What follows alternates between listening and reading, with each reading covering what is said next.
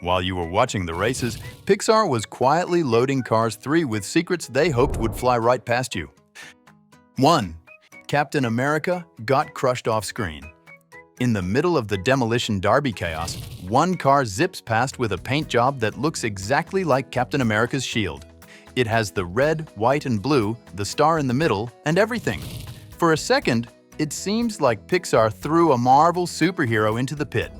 But then, it gets slammed once and completely disappears. No heroic comeback, no slow-motion crash, just gone. If that really was Cap, then this universe doesn't care about super soldiers.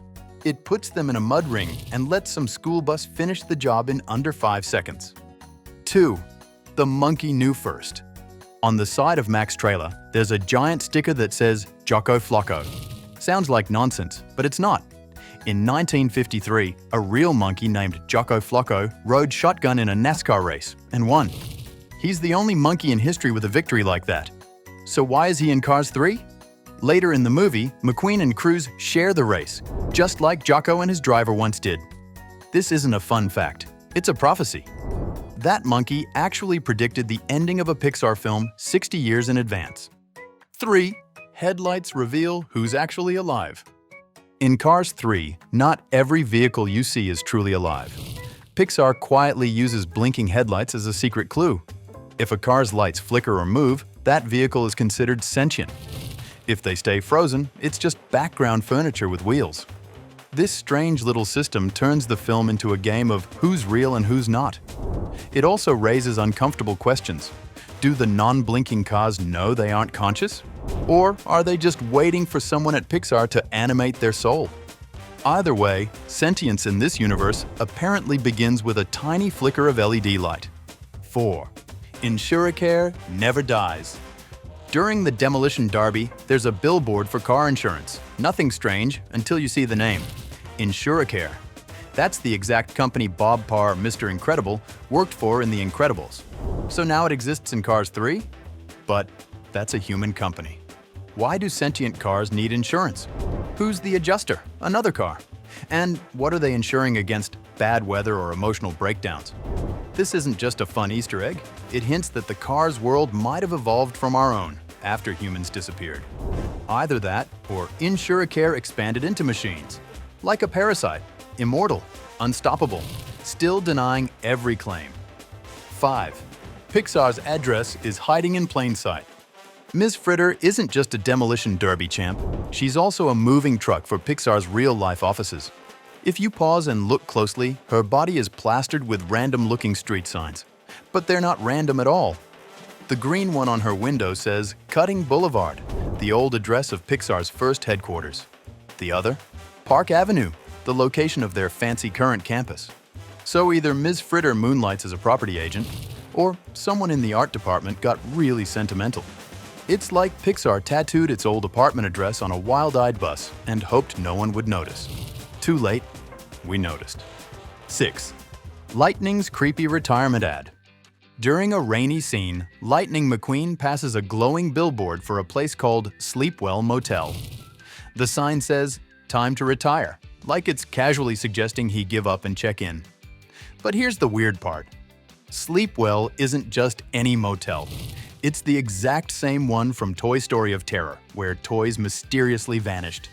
So either this is a cheeky crossover, or Pixar is hinting that if Lightning quits now, he's headed for the scrapyard in the sky. It's subtle, it's dark, and it might just be the politest death threat ever put on a highway sign. 7. Apple left its soundtrack behind. When Cruz boots up the racing simulator on the beach, there's a very specific sound that plays. Oh, okay.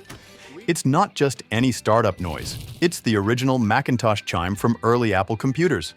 That's not a random sound effect. It's a quiet little fingerprint left by Steve Jobs himself, who once ran both Apple and Pixar. So even though he passed before Cars 3 was made, his presence somehow still made it into the film. It's like the simulator isn't just warming up.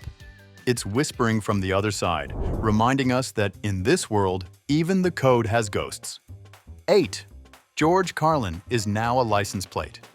Fillmore, the laid-back hippie van with a thing for organic fuel, has a license plate that reads 51237. That isn't just a bunch of random numbers, it's the birth date of George Carlin, who originally voiced the character. Pixar didn't just name-drop him or add a poster somewhere. They literally welded his date of birth into the design. In this universe, comedians don't die. They turn into car parts and keep cruising. Somewhere out there, Fillmore is still spouting conspiracy theories, powered by herbs and haunting traffic lights with the voice of a man who hated traffic. 9. The most annoying gum in racing history. Car number 31 in Cars 3 might seem like just another forgettable rookie, but look closer and you'll see he's sponsored by Triple Dent Gum. That's the exact same fake brand from Inside Out, infamous for its jingle that loops in your brain like a curse. The fact that Pixar gave this mental parasite a spot in the racing world feels like a cruel joke. Now it's not just haunting Riley's mind, it's driving laps around McQueen. Whether this was a coincidence or a studio prank, one thing's clear. The gum isn't stuck in your teeth, it's stuck in your soul. 10. Coco premiered inside a race car. During a training session, Cruz Ramirez cues up a motivational clip on the simulator screen. But it's not some scenic racetrack or dramatic crash footage. It's an early clip from Coco, a movie that hadn't even been released yet. The film literally test-screened inside Cars 3 months before theaters got it. If that weren't enough, Ernesto de la Cruz's iconic guitar quietly shows up later in the Cotter Pin Bar, just hanging there like no big deal. It's as if Pixar's characters are passing around bootlegs of unreleased films, while the rest of us wait for trailers like peasants. 11. Pizza Planet finally got wrecked.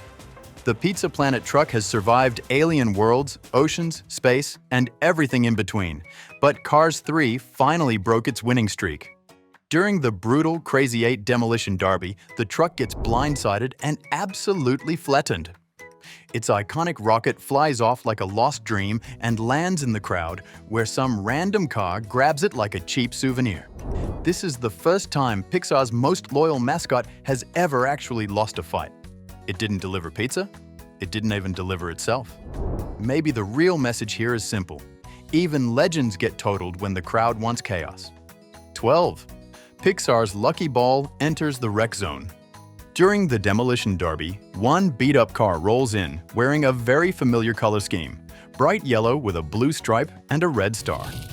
It's not labeled, but anyone who's paid attention knows it's the Luxo Ball, Pixar's oldest mascot, now reincarnated as a junkyard racer. Strangely, the same pattern shows up again later above the TV at the Cotter Pin Bar, like the ball survived and changed careers. Whether it's a symbol of hope or a low-budget disguise, the Luxo Ball keeps crashing into every Pixar film like it refuses to retire, no matter how many dents it takes. 13th, the monsters got repainted for racing. 3 racers in Cars. 3 show up with paint jobs that look suspiciously familiar, and 2 of them has the same spots as Mike and Sully from Monsters, Inc.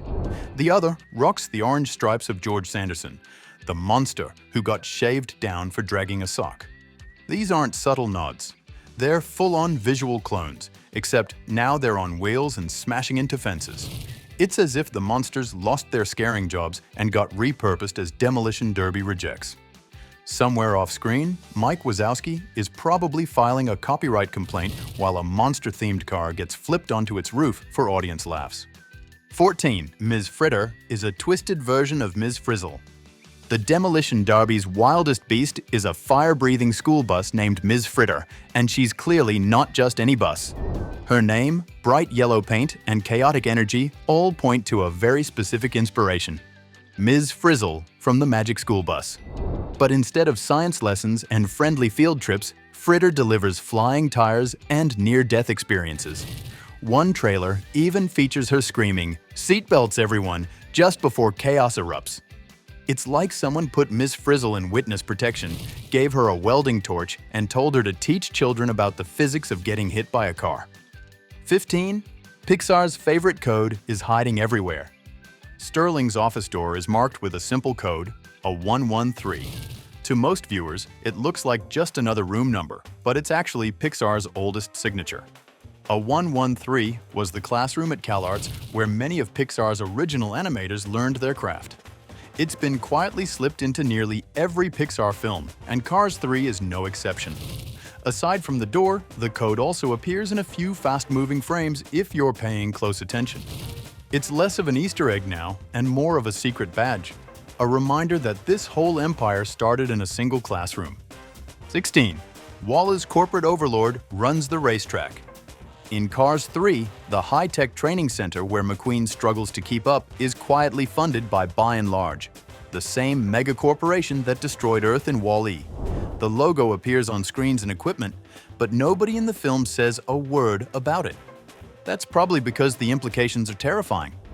If and Large already owns racing tech, then the Cars universe might be creeping toward the same dystopian future where Earth becomes a trash heap and humans vanish. It's possible these cheerful cars are just the warm-up act before the world ends again. And this time, there's no cleanup robot. 17. Doc Hudson spoke from beyond the grave. Paul Newman, the voice of Doc Hudson, passed away in 2008. Yet in Cars 3, Doc somehow returns with new dialogue and heartfelt wisdom. Pixar didn't use AI or impersonators. They dug into old recordings from 2005, where Newman chatted casually in the studio between takes.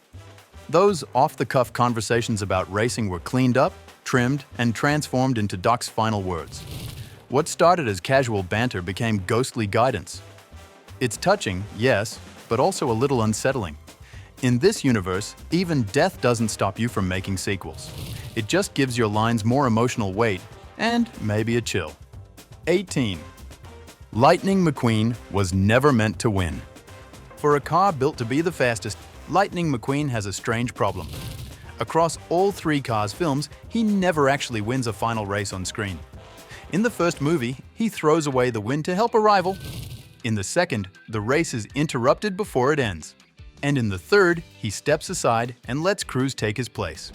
Whether it's bad luck, good sportsmanship, or some weird curse written into the script, the result is always the same.